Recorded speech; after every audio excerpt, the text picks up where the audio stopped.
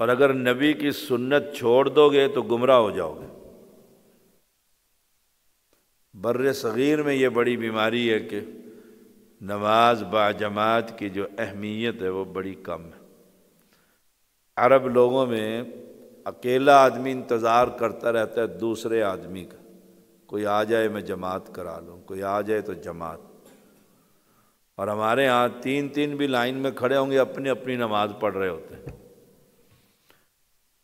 کوئی شخص اچھا وضو کر کے مسجد میں جائے، اچھا وضو کرنے کا معنی سنت کے مطابق وضو کرے، بدعات نہ کرے، الٹے ہاتھوں سے گردن کا مسح نہ کرے، پانی لے کر کونیاں دھو کر پھر 3 مرتبہ ایسے ایسے نہ کرے، اچھی طرح وضو کرے تو اللہ تعالی ہر قدم کے بدلے ایک نیکی لکھ دیتا ہے، اور ایک درجہ بلند کر دیتا ہے، اور ایک برائی کو مٹا دیتا ہے۔ 3 فائدے ہو گئے، ایک قدم اٹھایا، فائدے 3 ہیں، ایک نیکی، ایک بلندی اور ایک گناہ صاف۔ جماعت سے سوائے منافق کے کوئی پیچھے نہیں رہتا۔ دیکھیے گا، جماعت سے سوائے منافق کے، کھلے منافق کے کوئی پیچھے نہیں رہتا۔ اور ہم فجر میں سوئے رہتے ہیں، گارڈ اٹھاتا رہتا ہے، شیخ محمد دروازہ آپ کا پیٹتا رہتا ہے، عبید کہ نکلو باہر نماز کے لیے آؤ، باہر سے دنیا آ جاتی ہے۔ بیمار بھی کیا فرماتے ہیں صحابہ میں سے عبداللہ بن مسعود رضی اللہ عنہ، بیمار بھی 2 آدمیوں کے سہارے نماز کے لیے مسجد میں آتا تھا۔ یہاں تو تھوڑا سا نزلہ بھی ہو جائے نا، کہتے ہیں جی زکام ہوا ہوا ہے، سردی بڑی ہے، ٹھنڈا پانی ہے، نہیں آیا جاتا۔ اور وہاں بیمار بھی 2 آدمیوں کے سہارے کہ مجھے لے چلو یار، اذان ہو گئی ہے، مسجد میں نماز پڑھنی۔ صحیح مسلم 654 نمبر حدیث۔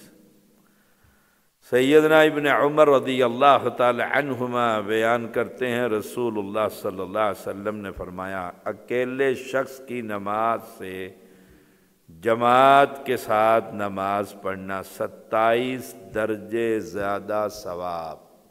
مسجد میں آ گئے ہو، جماعت ہو گئی ہے، اکیلے پڑھ رہے، اکیلے پڑھ رہے، انتظار کرو، ٹونٹیوں پہ دیکھو کوئی آ جائے گا، کوئی نمازی نہیں، کوئی نظر نہیں آ رہا تو اونچی آواز میں تکبیر کر کے اللہ اکبر، کہ جو بعد میں بھی آیا دوسری تیسری رکعت میں وہ آپ کے ساتھ مل جائے گا، جماعت ہو جائے گی۔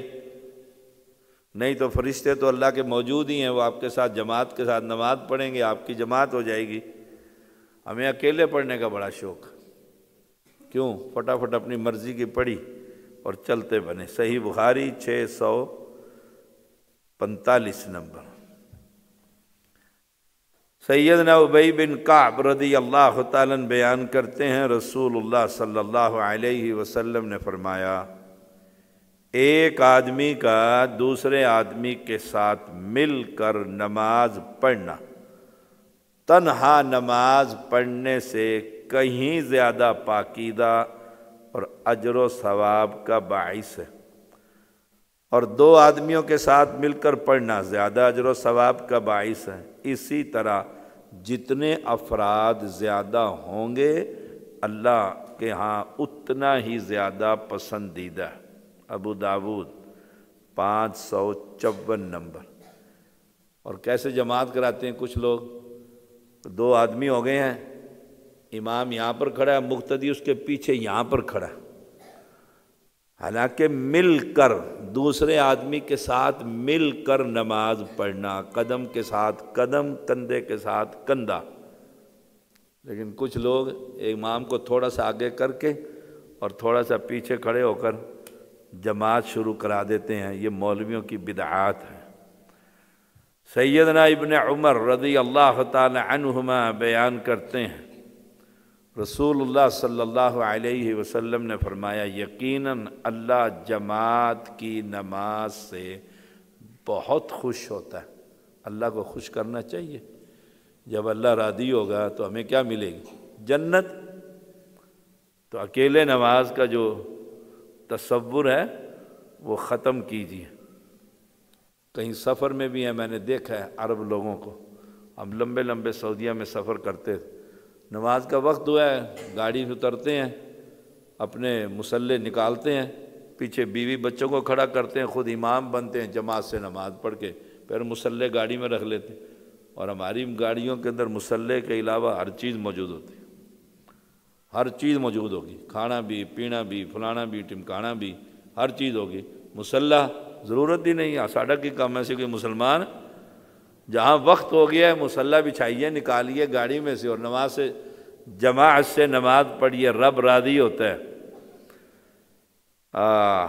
امام البانی لائے ہیں 1652 نمبر۔ سیدنا سلمان رضی اللہ تعالیٰ عنہ نے ابو دردہ رضی اللہ تعالیٰ عنہ خط لکھا، اے میرے بھائی مسجد کو لازم کر لو، کیونکہ رسول اللہ صلی اللہ علیہ وسلم نے فرمایا مسجد ہر متقی کا گھر ہے۔ متقی کا گھر مسجد ہے۔ مسجد میں آ کے موبائل کھول کے نہ بیٹھے رہو، کیوں عبداللہ جان؟ مسجد میں آ کر موبائل کھول کے نہ بیٹھے رہو، 5 منٹ ہیں 2 رکعتیں پڑھ لو، 10 منٹ ہیں قرآن اٹھا کر تلاوت کر لو۔ آپ عرب کے مسجدوں میں دیکھو وہ قرآن ہی پڑھتے رہتے ہیں یا نفل پڑھتے رہتے ہیں یا دعائیں کرتے رہتے ہیں، 1 منٹ بھی ہو تو ہاتھ اٹھا کر کھڑے ہو کر دعائیں کرتے رہتے ہیں۔ حالات ملک کے کتنے خطرناک ہیں، لاشیں گری پڑی ہیں، لوگ مر رہے ہیں، ملک کے اندر بے امنی عروج پر اپنے ہی پاکستانی بھائیوں نے شروع کر رکھی۔ ایسے حالات میں اللہ سے دعا کرو یا اللہ اس ملک کی حفاظت فرما۔ اور دعا مانگنے کا بہترین سب سے خوبصورت جگہ کون سی ہے؟ اللہ کا گھر، مسجدیں۔